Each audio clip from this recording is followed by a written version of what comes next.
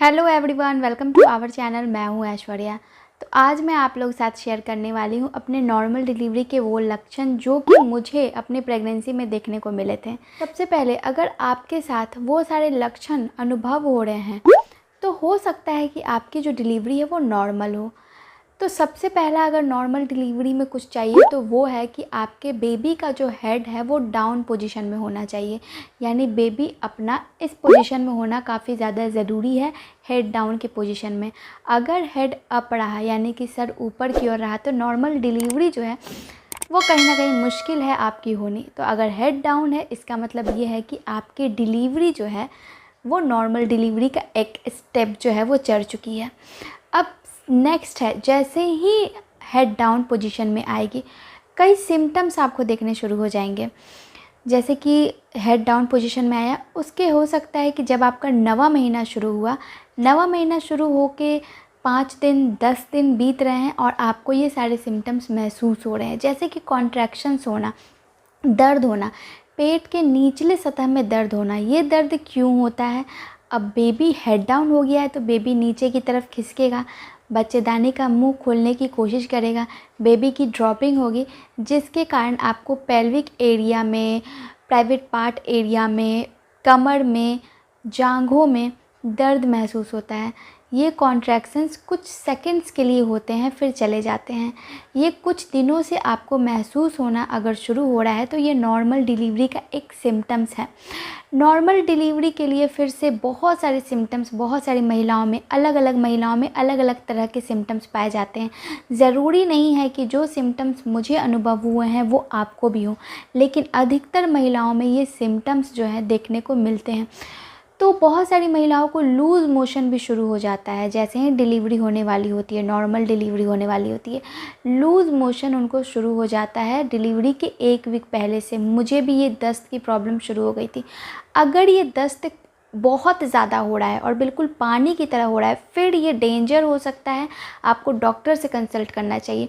और अगर वही बिल्कुल नॉर्मल है, मतलब कि दिन में 1 से 2 बार होना दिस इज़ नॉर्मल, या 3 बार होना नॉर्मल है।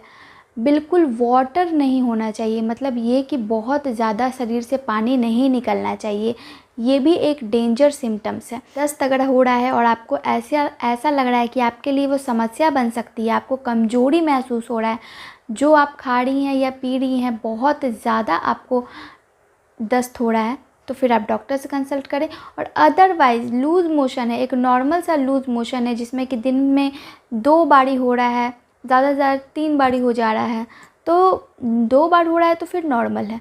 उससे ज़्यादा बार होता है तो फिर आपको डॉक्टर से कंसल्ट करना चाहिए। नेक्स्ट ये है बार बार यूरिन के लिए जाना। जैसे ही बेबी ड्रॉपिंग होने लगती है यूरिन ब्लैडर पे उसका भार पड़ने लगता है जिसके कारण आपको फ्रिक्वेंट यूरिनेशन की समस्या हो सकती है।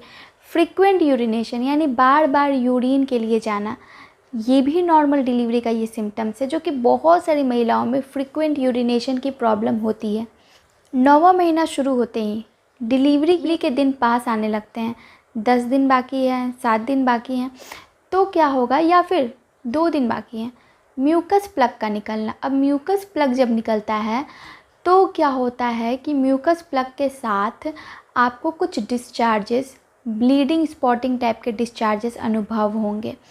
म्यूकस प्लग निकलता है बेबी की ड्रॉपिंग की वजह से, तो यानी कि बच्चेदानी का मुंह खुलना अब शुरू होगा या शुरू हो गया है।